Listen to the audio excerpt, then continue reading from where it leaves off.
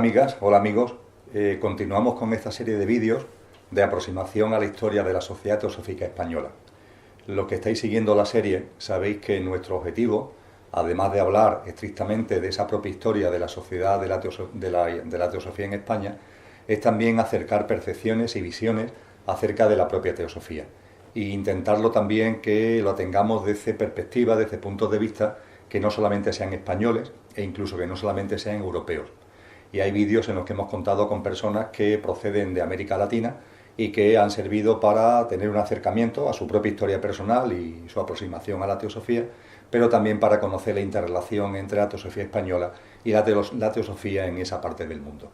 Pero queremos ampliar más, queremos que haya otras perspectivas, queremos que haya otras visiones en este acercamiento a la teosofía en general, y hoy para ello contamos con una persona muy especial.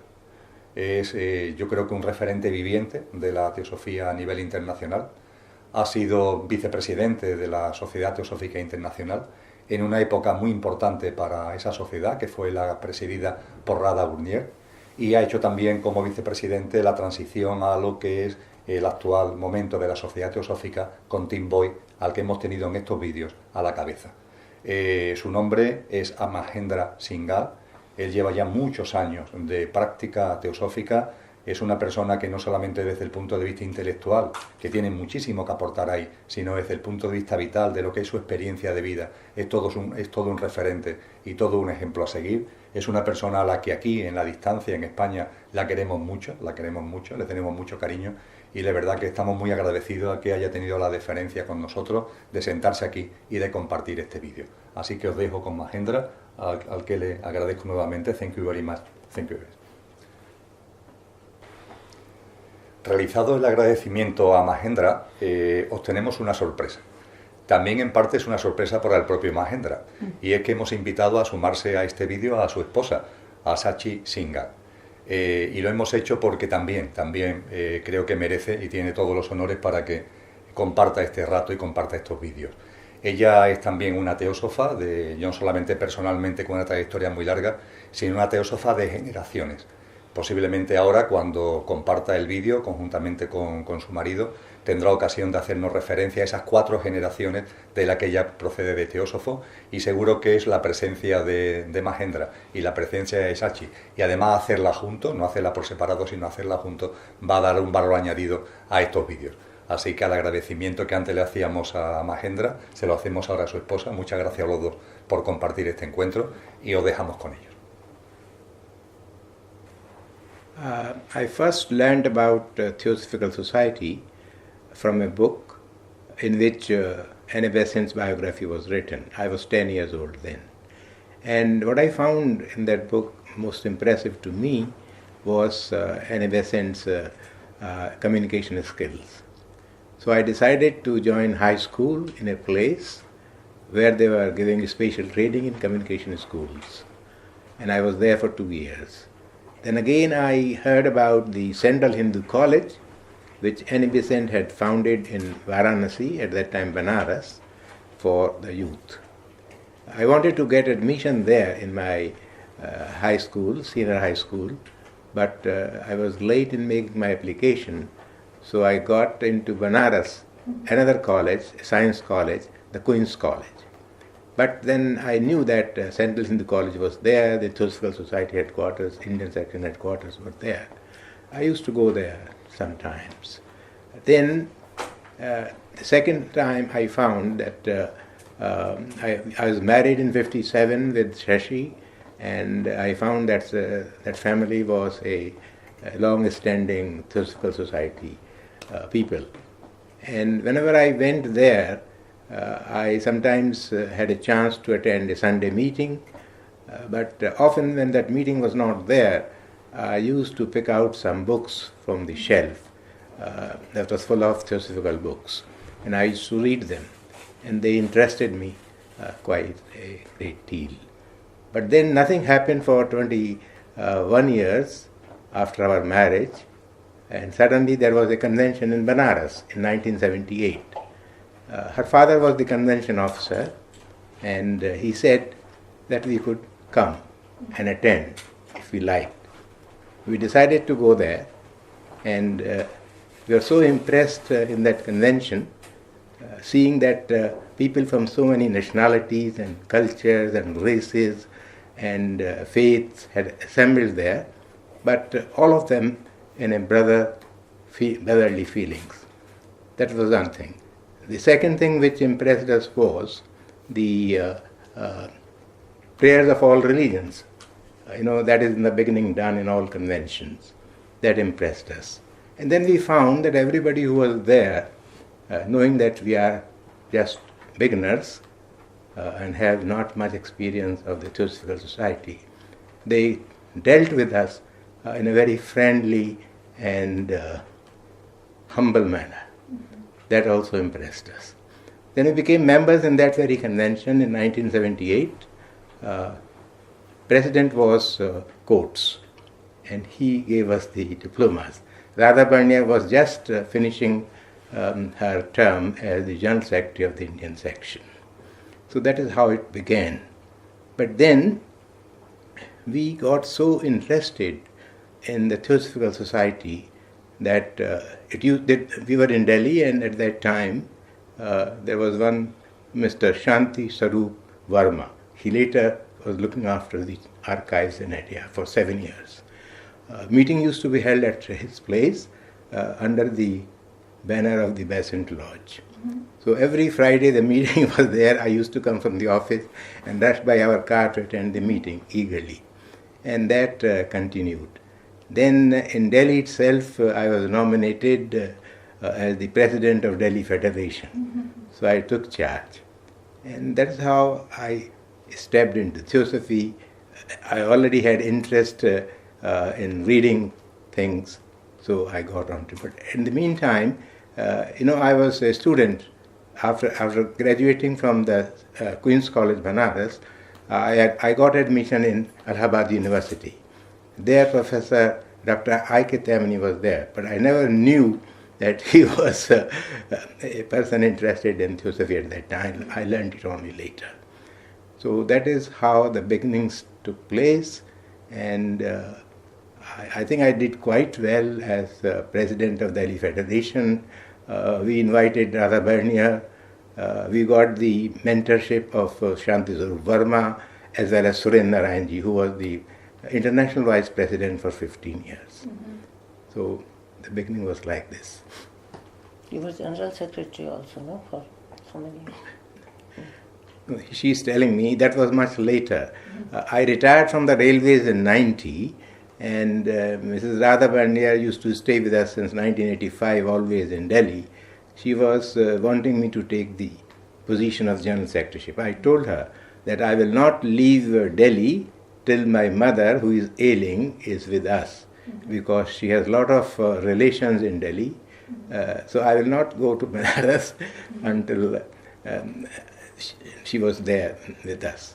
Mm-hmm. So then in 92 I was having a holiday with my children in the US, and Mrs. Radha Barnia phoned me saying that the position of General Secretary of Indian Section is vacant and I should agree to get nominated. Yeah. So I said, all right, if you think that way, you can nominate. So she nominated me, and I got elected as the General Secretary in 92. Mm-hmm. And she then told me that you should take another term.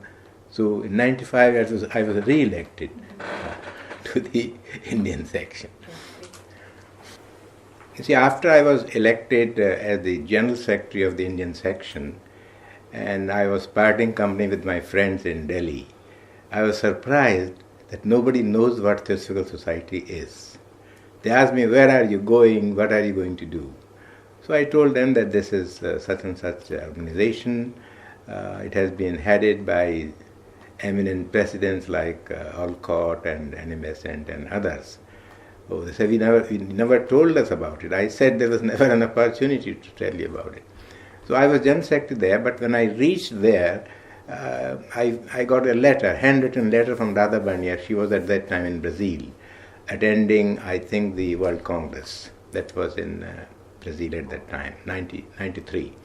And that letter said, when I opened it on reaching there, was that I welcome you as General Secretary of the Indian section, but at the same time I must warn you that is not a crown of roses, it is a crown of thorns. And she warned me that while you can consult the previous General Secretary who was living in the same campus, I should have my own independent judgment. What I have to do. I may talk to him, I may get his advice, but I should do really what I thought was right. And one of the things which she told me was that in Varanasi headquarters there used to be a great deal of agitation by workers. So she said that this is one thing that you have to set right. So I created a situation in which they will go on a strike. And then I called the police, and the police bundled them out and put them outside the campus. They were shouting slogans outside, but inside they were not able to do anything. Then after a few days I found that most of the members were just going with the rogues. Most of them were not actually interested in this strike. They started coming in one by one. So I told them that if you give an apology in writing, I'll take you back. Mm-hmm. So almost everybody came in except the three hardcore persons. Then when I found that those people are not relenting, I gave them a notice, legal notice, to show cause, why should they not be removed, conducted an inquiry through the labor court, and they were all dismissed. And after that, there has been peace in the section. And they also went into appeal, but that appeal was rejected because the procedure that I followed was exactly according to the coded procedure of the labor code. Mm-hmm. So that was one thing that I could do there. Then I returned back to Delhi and again assumed the presidentship of the Delhi Federation. And I found that Mr. Shantisuru Verma, who was my mentor, he was still in Adyar. So I got the transfer of Besant Lodge into our house. We are still having a meeting in our house every Thursday under the banner of the Besant Lodge. We have 42 members and we follow programs there in a very democratic way. We sometimes read books, a selected book, but normally we have an interactive and participative discussion. We select a subject, everybody gets a chance to put his or her views. And then in 2011, Dada Vernier again called us to the Adyar headquarters because Linda and Pedro were leaving. Suddenly, it was the month of September. She said she needed our help for the convention, which was coming 2 months later.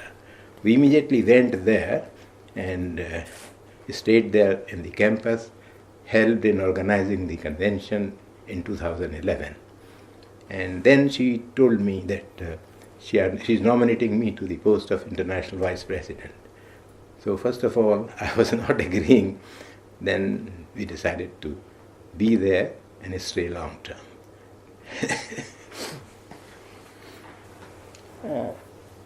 It is my privilege to born in Theosophical Society family.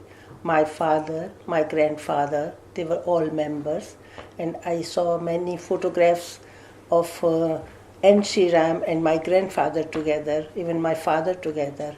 And I heard from them that Annie Besant came to my grandfather's house also. When we were child, the meeting of ES and TS, both were taking in my parents' house for the last 50 years.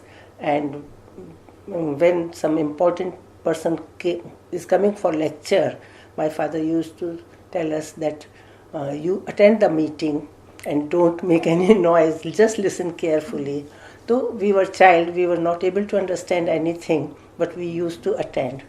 When I was 17 years old, I got married, but whenever we go to my parents' house, I came in contact with Theosophy from my childhood. And after marriage, as my husband told that in 78, when my father was a convention officer in Varanasi, he just told us, if we want, we can come and join. After going there, we found that what we were missing, we realized that. And both of us decided to become the member in that convention. And since then we are together and we are cherishing all the meetings and all the places where we are going. And since 85, Radhaji used to always come to us in Delhi and stay with us. And whenever we go to meeting to Varanasi or to Adyar, we used to go to her place. And in her last 3 years, as he was selected international vice president, she used to come to my house every fortnightly for lunch. And it is our privilege to meet her in her last moment also, 1 or 2 hours before just she expired. We went to visit her, and when we were going to Bali, at that time we came to know that she is no more. So we have to retrieve our luggage and came to Adyar back, and he was then acting as a international president for 6 years till Tim Boyd got elected for 6 months. And in October 14, we left the Adyar. Even now, the meeting is in my house, and whenever we got the chance, we go to attend World Congress or European Congress, or wherever we want a good gathering, we want to attend that. And we cherished all the memories which we spent in Adyar and Varanasi with my husband. Thank you.